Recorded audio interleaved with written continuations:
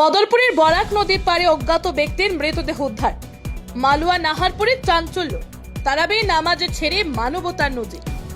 বরাক নদীর পাড়ে এক চাঞ্চল্যকর ঘটনা ঘটেছে। মালুয়া নাহারপুর গ্রামে অজ্ঞাত এক ব্যক্তির মৃতদেহ উদ্ধারের ঘটনায় শনিবার সন্ধ্যায় গোটা এলাকায় চাঞ্চল্য শোকের ছায়া নেমে আসে।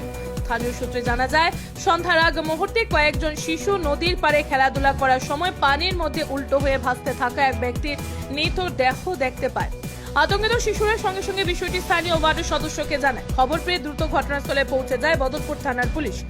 নদীর পানিতে আংশিকভাবে ডুবে থাকা মৃতদেহ উদ্ধার করতে পুলিশকে সহায়তা করেন এলাকার এক ইসলাম ধর্মাবলম্বী বাসিন্দা।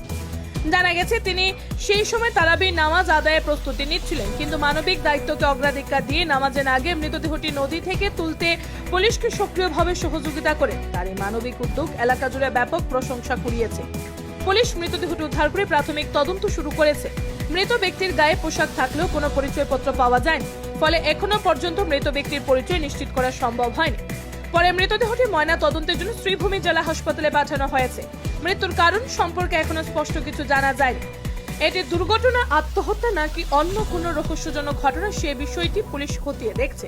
ঘটনার পর মালুয়া নাহারপুর গ্রামের শোকস্তব্ধ পরিবেশ বিরাজ করছে। স্থানীয় বাসিন্দারা ঘটনার পূর্ণাঙ্গ তদন্ত ও মৃত ব্যক্তির পরিচয় দ্রুত উদ্ঘাটনের দাবি জানিয়েছেন। তদন্তের অগ্রগতির দিকে সবার নজর রয়েছে।